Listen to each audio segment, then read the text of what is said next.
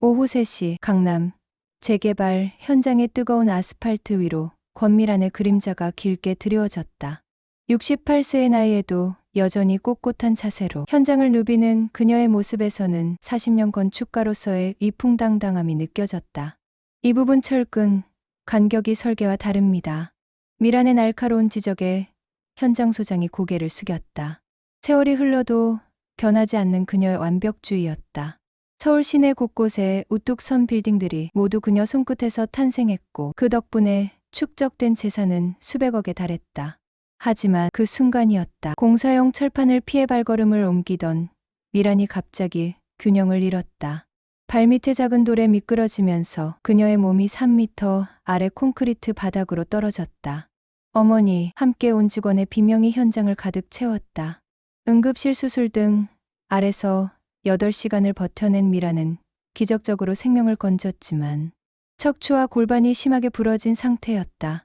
의사는 최소 6개월의 긴 회복 기간이 필요하다고 말했다. 어머니, 걱정하지 마세요. 제가 모든 일을 처리하겠습니다. 장남 윤도현이 병상 옆에서 다정하게 손을 잡았다. 회사 일도 재산 관리도 제가 알아서 하죠. 둘째 딸 설이는 조용히 어머니의 손을 쓰다듬으며 말했다. 엄마, 빨리 나으세요. 우리가 다 기다리고 있어요. 막내 하미는 법무팀을 통해 보험, 처리와 병원 절차를 꼼꼼히 챙겼다. 형, 누나, 우리가 합심해서 어머니를 돌봐야 해요. 하지만 미라는 진통제에 취한 듯한 상태에서도 뭔가 이상한 기운을 감지했다. 세 자녀의 헌신적인 모습 뒤에 숨겨진 묘하게 다른 온도의 시선들을. 특히 도연의 눈빛에서 번뜩이는 것이 걱정인지 아니면 다른 무엇인지 알 수 없어 불안했다. 어머니, 오늘 컨디션은 어떠세요? 윤도현이 병실에 들어서며 환한 미소를 지었다. 매일 오전 9시면 어김없이 나타나는 그의 모습에 간병인들도 효자시네요라며 감탄했다. 하지만 도연의 진짜 관심사는 침대 옆 서류 가방이었다. 어머니가 잠든 사이 슬쩍 꺼낸 부동산 등기부등본과 설계사무소 지분증서를 보며 계산기를 두드렸다. 강남, 빌딩만 해도 시가 200억, 설계사무소, 지분까지 합치면 형, 벌써 와 있었네요. 둘째 딸 윤설인이 병실 문을 열고 들어왔다. 회계사인 그녀의 날카로운 눈빛이 형이 급히 서류를 치우는 모습을 놓치지 않았다. 설인아, 어머니, 보험 관련 서류 정리하고 있었어. 도연이 어색하게 웃으며 대답했다. 설이는 의심스러운 표정으로 어머니의 상태를 확인했다. 엄마, 아직 많이 아프세요? 미란이 고개를 끄덕이자 설이는 형을 복도로 불러냈다. 형, 회사 자금 흐름에 문제가 있는 것 같은데요. 어머니 계좌에서 큰 금액이 몇 차례 출금됐더라고요. 아, 그거? 어머니 치료비랑 회사 운영비야. 당연한 거 아니야? 도연의 목소리가 한 톤 높아졌다. 치료비 치고는 액수가. 설인의 말을 막내 하민이 끊었다. 형, 누나, 여기서 그런 얘기 하지 말아요. 어머니한테 들릴 수도 있잖아요. 변호사인 하민이 중재에 나섰지만 두 사람의 날선 시선은 쉽게 가라앉지 않았다. 그 후 며칠간 도연의 행동은 더욱 의심스러워졌다. 병문안을 핑계로 어머니의 도장과 통장을 가져가려 했고 설계사무소 직원들과는 은밀한 회의를 가졌다. 설이는 회계사의 직감으로 뭔가 잘못되고 있음을 느꼈다. 몰래 어머니 회사 장부를 확인해 보니 최근 몇 달간 비정상적인 자금, 이동이 여러 차례 있었다. 하민아, 우리 진짜 심각하게 얘기해야겠어. 설인이 막내에게 전화를 걸었다. 왜? 무슨 일이야? 형이 어머니 돈을 빼돌리고 있는 것 같아. 법적으로 어떻게 해야 할까? 하민은 한숨을 깊게 내쉬었다. 가족 간의 갈등이 법적 분쟁으로까지 번질 조짐이 보이는 순간이었다. 어머니, 잠시 외출하겠습니다. 회사 일로 급한 미팅이 있어서요. 도연이 병실을 나서며 뒤돌아본 어머니의 모습은 여전히 의식이 흐릿해 보였다. 하지만 그가 향한 곳은 회사가 아니라 은행이었다. 어머니 명의로 개설된 투자 계좌에서 50억 원을 인출하는 것이 오늘의 목표였다. 투자 수익률이 연 15%라고 하셨죠? 사설 투자회사 대표와 만난 도연이 확인했다. 사실 그 회사는 도연이 차명으로 설립한 페이퍼 컴퍼니였다. 물론입니다. 권 회장님, 자금이니 특별히 관리해드리겠습니다. 거래가 성사된 후 도연은 어머니의 도장을 이용해 추가 서류를 위조했다. 설계사무소, 지분 일부를 자신 명의로 이전하는 내용이었다. 어차피 어머니는 회복되기 어려우실 테고 미리 정리해두는 게 낫겠어. 한편 서리는 회계사무소에서 어머니의 재무 현황을 면밀히 분석하고 있었다. 이상하다. 이 투자회사는 등록도 제대로 안 되어 있네. 더 깊이 파고들수록 의혹은 커졌다. 투자회사의 대표이사가 형과 같은 주소지에 거주하고 있었고 회사 설립일도 어머니 사고 직후였다. 하민아, 큰일이야. 형이 정말로 어머니 재산을 빼돌리고 있어. 설인이 급히 동생에게 전화를 걸었다. 확실해. 그냥 추측이 아니라 서류 위조 흔적까지 발견했어. 어머니 도장으로 날인된 서류들인데 어머니가 의식 없을 때 작성된 거야. 하민은 변호사로서의 직업적 판단과 가족으로서의 감정 사이에서 갈등했다. 법적으로는 명백한 문서 위조죄야. 하지만 형이라는 게 그 순간 도연이 병원 복도에서 두 사람의 대화를 엿듣고 있었다. 들킬 뻔한 상황에 그는 재빨리 몸을 숨겼지만 이미 모든 것이 탄로 날 위기에 처했음을 직감했다. 설이나 하민아, 너희 뭐 하는 거야? 도연이 일부러 큰 소리로 나타났다. 형, 설인의 얼굴이 차갑게 굳었다.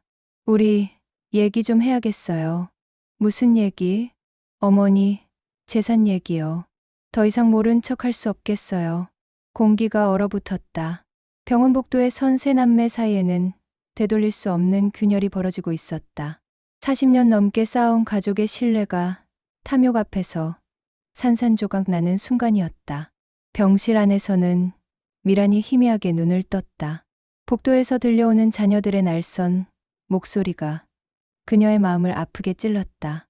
어머니, 오늘 검사 결과가 놀랍습니다. 척추 회복 상태가 예상보다 훨씬 좋아요. 주치의 말에 병실이 밝아졌다. 6개월간의 긴 치료 끝에 미라는 기적적으로 걸을 수 있게 되었다. 하지만 그녀의 눈빛은 예전과 달랐다. 병상에 누워있던 시간 동안 모든 것을 지켜보고 들어왔던 것이다. 도연아, 미란이 장남을 불렀다. 내가 그동안 수고가 많았다고 들었구나. 어머니, 당연한 일이죠. 어머니 회복이 최우선이었으니까요. 도연이 어색한 미소를 지었다. 그래, 정말 수고했어. 특히 투자 관리까지 해줘서 고마웠다. 미란의 말에 도연의 얼굴이 순간 굳었다. 투자요? 동양개발이라는 회사에 50억 투자한 건 말이야. 연 15% 수익률이라고 했지? 도연이 당황하여 말을 못하는 사이 이라는 침대 옆 서랍에서 두꺼운 파일을 꺼냈다. 어머니, 그건 내가 의식을 잃었다고 생각했나? 아니면 바보라고 여겼나? 미란의 목소리가 차갑게 변했다. 병상에 누워서도 모든 걸 다 봤다. 도연아, 파일 안에는 도연의 모든 불법 행위가 정리되어 있었다. 위조된 서류 사본, 계좌 이체 내역, 심지어 도연이 가짜 투자회사 직원과 나눈 대화 녹음까지. 어머니, 이건 오해예요. 전 정말로 어머니를 위해서. 오해? 미란이 냉소했다. 내 도장을 위조해서 지분을 빼돌린 것도 오해고 페이퍼 컴퍼니 만들어서 내 돈 50억을 빼간 것도 오해란 말이냐? 그때 설인과 하민이 병실로 들어왔다. 미란이 회복되었다는 소식을 듣고 급히 달려온 것이다. 엄마, 정말 괜찮으세요? 설인이 어머니를 껴안았다. 괜찮다. 이제 모든 게 명확해졌으니까. 미란이 파일을 설인과 하민에게 건넸다. 너희가 의심했던 게 맞았구나. 하민이 서류를 훑어보며 놀란 표정을 지었다. 어머니, 이 모든 증거를 어떻게? 간병인들과 병원 직원들이 도와줬다. 특히 보안팀에서 CCTV 영상도 제공해줬고 미란이 도연을 똑바로 쳐다보았다. 내가 내 도장을 훔쳐서 서류에 날인하는 장면까지 다 있다. 도연의 얼굴이 새하얗게 질렸다. 내일 저녁 7시 집에서 가족회의를 하자.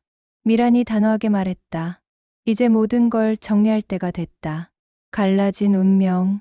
강남의 고급 주택가에 자리한 권미란의 집. 평소라면 따뜻한 가족의 보금자리였을 거실이 오늘만큼은 법정처럼 차갑게 느껴졌다. 자, 이제 모두 모였으니 시작하자. 미란이 소파에 앉아 세 자녀를 바라보았다. 그녀 앞 탁자 위에는 두꺼운 증거 자료들이 정렬되어 있었다. 도연은 여전히 억울하다는 표정을 지었다. 어머니, 정말 오해해요. 제가 언제 어머니 재산을. 아직도 그럴 거냐? 미란이 CCTV 사진을 내밀었다. 내가 내 도장을 훔쳐서 서류에 날인하는 장면이다. 시간까지 찍혀 있어. 도연의 얼굴이 새하얗게 질렸지만 여전히 변명을 늘어놓았다. 그건 어머니를 위한 투자였어요. 병원비도 많이 들고. 50억이 병원비냐? 서린이 차갑게 반박했다. 형, 그만해요. 이미 다 드러났잖아요. 서린아, 너도 나를 의심하는 거야? 우린 형제인데. 형제라서 더 실망이에요. 서린의 목소리가 떨렸다. 어머니가 생사를 넘나드는 상황에서 재산만 생각했다니. 하민이 법적 서류를 펼치며 말했다. 형, 이건 단순한 가족 갈등이 아니에요. 명백한 문서위 조제와 횡령죄입니다. 형사처벌 대상이라고요. 도연이 마침내 무너지기 시작했다. 나도 살기 어려웠어. 사업이 안 되고 빚은 쌓이고. 그가 털썩 소파에 주저앉았다. 어머니가 오래 못 사실 줄 알았어. 미리 정리하는 게 낫다고 생각했던 거야. 순간 거실이 조용해졌다. 40년 넘게 쌓아온 모자 관계가 한순간에 무너지는 소리가 들리는 듯했다. 도연아, 미란의 목소리가 흔들렸다. 내가 내 아들이라는 게 믿기지 않는다. 어머니, 나는 내게 실망했다. 더 이상 내 가족이라고 생각하지 않겠다. 미란이 유언장을 꺼냈다. 상속에서 완전히 제외한다. 법적으로도 고발할 생각이다. 도연이 절망적인 표정으로 어머니를 바라보았다. 어머니, 제발 한 번만 용서해 주세요. 다시는 이런 일. 늦었다. 미란이 고개를 저었다. 서린과 하민이 어머니 곁으로 다가갔다. 엄마, 우리가 있잖아요. 서린이 어머니의 손을 잡았다. 앞으로는 우리 셋이서 새로운 시작을 해봐요. 하민도 어머니를 위로했다. 미란이 두 자녀를 바라보며 안도의 한숨을 내쉬었다. 그래, 이제라도 진짜 가족이 누군지 알게 됐으니 다행이다. 도연은 혼자 남겨진 거실에서 무력하게 고개를 떨구었다. 탐욕이 불러온 돌이킬 수 없는 결말이었다.